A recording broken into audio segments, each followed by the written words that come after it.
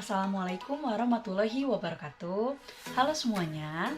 Sebelumnya izin memperkenalkan diri. Nama saya Liana Rowanti Fajri, mahasiswi dari IKIP Siliwangi angkatan 2018, yaitu jurusan Pendidikan Guru Sekolah Dasar dari Fakultas Ilmu Pendidikan. Nah, saat ini saya sedang melaksanakan KKN Mandiri tahun 2021. Di siklus pertama ini, saya akan mengunjungi 3 keluarga untuk diwawancarai dan juga diobservasi. Mudah-mudahan dengan adanya observasi dan wawancara ini dapat bermanfaat bagi semua yang menonton. Terima kasih. Wassalamualaikum warahmatullahi wabarakatuh.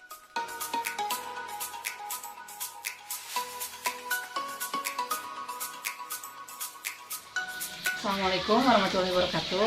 Saya di sini akan mewawancarai Ibu Yanti mengenai pendampingan pembelajaran anak di masa pandemi seperti ini. Baik Ibu, akan saya mulai sesuai menjawabnya Bu ya. Ibu, apa pekerjaan Ibu saat ini Bu? Pekerjaan saya merangkap ya. Ibu rumah tangga iya, usaha juga iya. Ibu ada anak yang lagi sekolah? Ada, kebetulan anak pertama saya sekolah kelas 2 dan anak yang kedua baru masuk TK. Oh, baru masuk TK. Ada Iya. 2 ya Bu ya? Iya. Nah Bu, pada masa pandemi seperti ini, pembelajaran yang dilakukan secara daring, kan pembelajaran dilakukan secara daring ya Bu ya? Iya. Menurut Ibu, apa itu? Pendapat Ibu gimana pembelajaran sama secara daring ini? Menurut saya pendapatnya kurang efisien ya, karena anak itu lebih tidak fokus ya kalau untuk daring itu. Kepengennya sih cepat-cepat masuk sekolah ya, jadi biar dia si anak itu lebih nurut sama guru, karena kalau sama orang tua itu pasti aja ada alasannya, A lah, B lah, atau C lah begitu. Selama belajar di rumah, apa ada kendala yang dilalui oleh anak-anaknya Bu? Kendala banyak banget kalau bagi saya. Kendala banyak banget. Satu, mungkin saya pagi-pagi harus ngurus kakaknya daring juga, adiknya harus daring juga, dan saya juga kan harus mengurus toko ya. Jadi itu saya benar-benar harus memanage waktunya, benar-benar dia harus kepegang semua. Begitu. Membagi waktunya begitu. Nah, membagi waktunya itu yang sangat benar-benar sangat sulit banget. Saat pembelajaran Bu, kan mungkin anak juga ada saat-saat mengalami kesulitan ya Bu ya. Iya. Nah, itu bagaimana pendapat Ibu atau apa yang Ibu lakukan ketika anak mengalami kesulitan? Kesulitannya itu saya malah jadi darah tinggi ya. Saya juga jadi kadang susah ya kesulitan itu. Satu sisi kalau misalkan kita untuk cari solusi, cari di Google susah juga ya. Kebetulan suami juga nggak tinggal di sini, tinggalnya di Jakarta, jadi benar-benar saya harus ngurus semuanya sendiri. Ya mungkin saya cari gimana nih caranya supaya ini, saya mungkin cari guru les, kalau enggak ya cari tetangga yang bisa lebih mengerti ini. Yang bisa membantu ya Bu ya? Iya betul. Itu kan tadi kesulitan anak ya Bu ya. Nah sekarang kesulitan dari Ibu sendiri gimana nih tentang pandemi ini? Kesulitannya anaknya lebih apa ya? Lebih kurang menurut dari orang tua. ya, dibanding, jadi kan kalau misalkan dia belajar dengan guru itu dia lebih nurut ya dibanding sama orang tua. Kalau sama orang tua tuh pasti ada aja kendalanya. Misalnya suruh belajar nih, ngerjain tugas ini, ya entah itu mau makan dulu lah, mau istirahat dulu lah, ngantuk lah. Tapi kan kalau sama guru itu langsung mau nggak mau dia pasti nurut. Iya. Betul. Nah, selama ini bagaimana pembelajaran daring yang diberikan sekolah untuk anak Ibu? Terlalu banyak tugas. Tugasnya banyak dan pengetahuannya mungkin lebih kurang ya. Jadi kadang ibunya juga harus mencari translate di Google juga gitu, supaya biar mengerti juga, karena anak usia istilahnya kelas 2, jadi 2 tahun ini kan anak benar-benar nggak belajar sama sekali dengan guru ya, tidak ada penjelasan sama sekali. Jadi anak tuh diajar untuk pintar ngedadak gitu kan, susah seperti itu.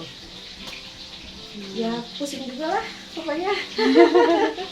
Iya, jadi nggak ada pertemuan gitu Bu sama gurunya? Sama sekali tidak ada pertemuan.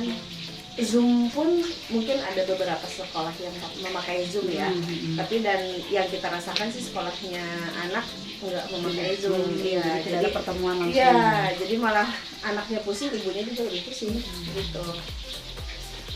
Nah, Ibu terakhir nih, apa harapan Ibu untuk sekolah atau untuk mungkin Kemendikbud gitu Bu tentang mengenai situasi pembelajaran ini? Kalau bisa cepet-cepet masuk sekolah ya. Mungkin itu harapan semua Semua orang tua itu menginginkan cepat-cepat untuk anak masuk sekolah. Karena emang kurang efisien kalau misalkan anak harus sekolah di rumah.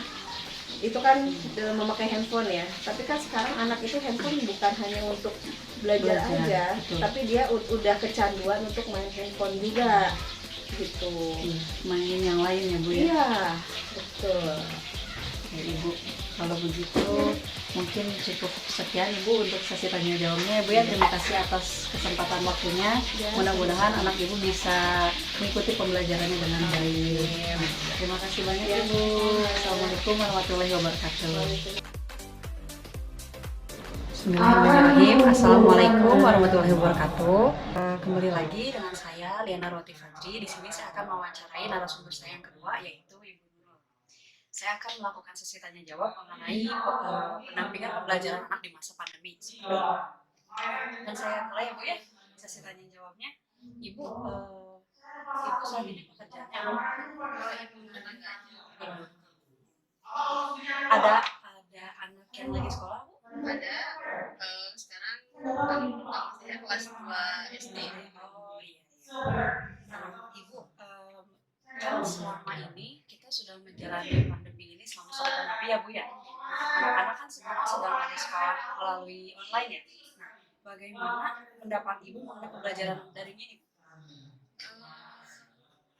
Ada plus minusnya ya kan. Kalau misalkan menurut saya untuk pembelajaran daring mungkin minusnya si anak kurang sosialisasi, apalagi baru kemarin masuk kelas 1 jadi nggak tahu teman-temannya siapa gitu kan. Ada minusnya juga ya, sebagai ibu jadi repot kan, jadi harus ngebimbing anak sendiri gitu. Yang biasanya cuma ngantar ke sekolah terus pulang lagi, ini kan harus di rumah gitu kan. Terus plusnya mungkin si anak jadi apa ya, gak usah terlalu capek bolak-balik ke sekolah ya, gitu kan. Terus saya sebagai ibu juga gak capek bolak-balik ke sekolah setiap hari gitu kan, harus antar jemput. Terus kalau dalam masa pandemi ini mungkin plusnya ya jadi kesehatannya terjaga lah ya, daripada harus maksain ke sekolah gitu. Nah, kan sekarang itu sekolahnya di rumah ya Bu ya. Kendala apa yang dilalui anak-anak selama pembelajaran?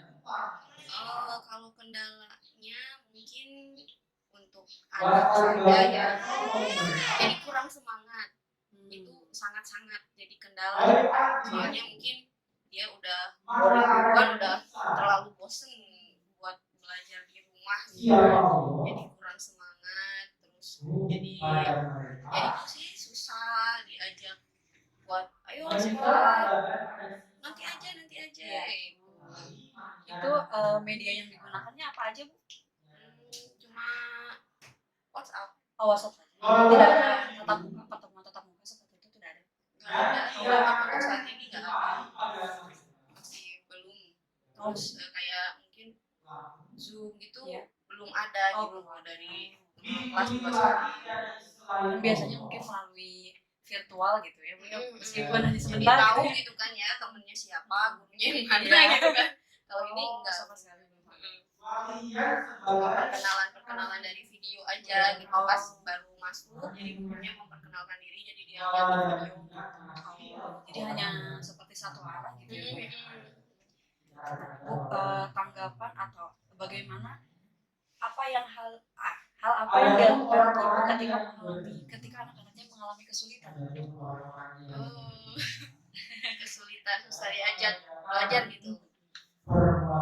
Paling hal yang dilakukan mungkin dibujuk ya, apa yang dia pengen gitu. Biasanya ya udah habis sekolah mau main sama temennya misalkan, atau habis sekolah nanti kamu main HP gitu. Oh. Ya gitu, paling dipujuk-pujuk. Kalau nggak gitu ya susah. Kan kalau tadi itu kesulitan dari anak ya, kalau misalkan kesulitan dari ibu sendiri gimana sebagai pendampingnya? Repot kan.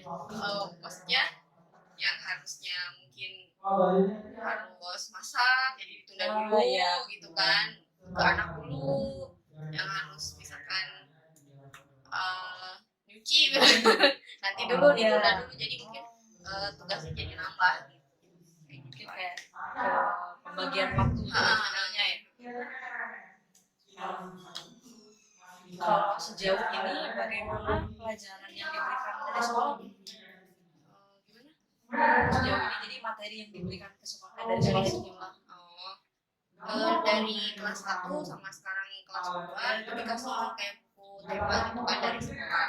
Jadi dari bukunya itu dikasih tugas baca halaman ini, nanti kerjakan halaman ini, gitu aja. Terus untuk anak saya, alhamdulillah sih selama pembelajaran dari sekolah itu gak kesulitan gitu.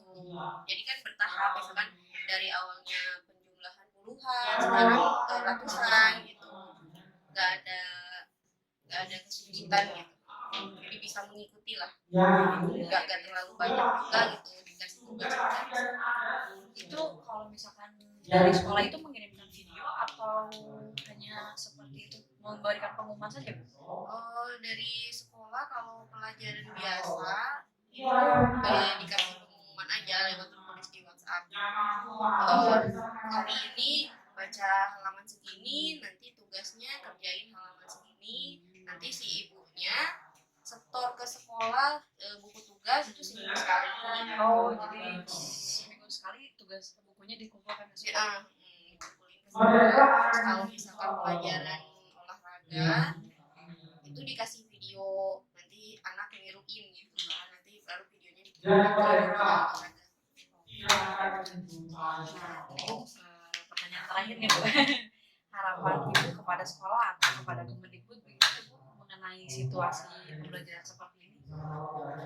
Harapannya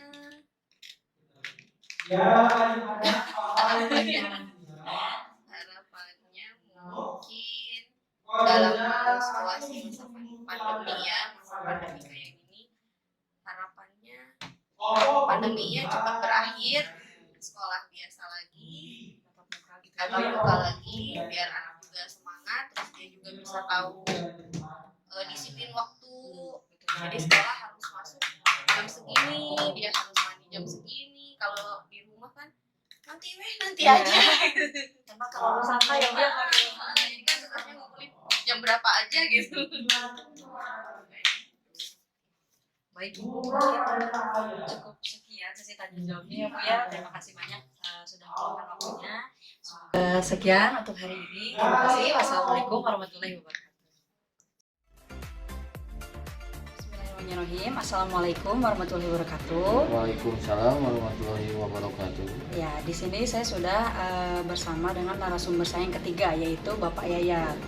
Saya akan mewawancarai Bapak Yayat mengenai pembelajaran daring di masa COVID-19 ini.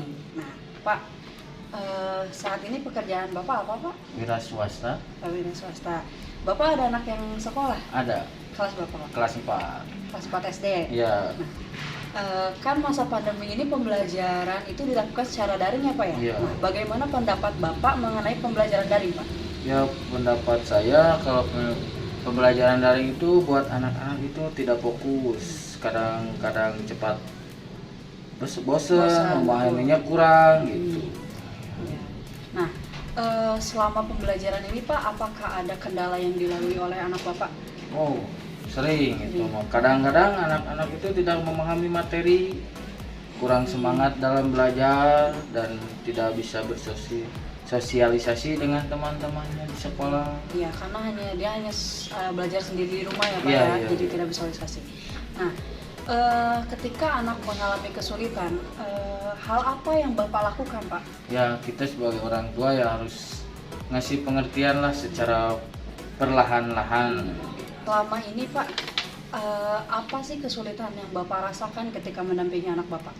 Ya kesulitannya banyak ya, soalnya karena pembelajaran secara daring itu guru cuma ngasih soal aja, penjabaran sama penjelasannya nggak ada, jadi sama anak itu kurang dimengerti. Kurang dipahami. Iya. Iya. Sedangkan anak-anak tidak mudah mengerti gitu. Iya. Jadi lebih mengerti Sama guru di Sama guru sekolah di ya. kampung, iya. Kalau jadi semengertinya guru yang menjelaskannya. Gitu. Iya memang. Nah, selama ini Pak, pembelajaran yang diberikan oleh sekolah gimana Pak? Itu pembelajaran cuma ngasih tugas dan tugas aja, cuma penjelasannya tidak ada gitu. Jadi si anak-anak sulit untuk dimengerti. Tidak melalui tatap muka gitu Pak, Iya, Zoom atau gitu? nggak ada. Cuma ngasih tugas aja. Pak, ini pertanyaan terakhir nih Pak. Boleh. Apa harapan Bapak kepada sekolah atau kepada pemerintah Pak tentang Ya pembelajaran harapan daring? orang tua kepada pemerintah buat sekolah lah dibuka kembali seperti biasa dan bertatap muka supaya anak kita menjadi anak yang berguna bagi nusa dan bangsa. Oke. Bapak terima kasih banyak sudah meluangkan waktunya ya Pak ya. Sekian wawancara saya bersama narasumber kita yang ketiga ini. Terima kasih. Wassalamualaikum warahmatullahi wabarakatuh. Waalaikumsalam. Nah, itu dia hasil dari wawancara saya bersama dengan 3 keluarga. Mudah-mudahan dapat bermanfaat bagi semuanya. Terima kasih, sampai jumpa di siklus selanjutnya. Wassalamualaikum warahmatullahi wabarakatuh.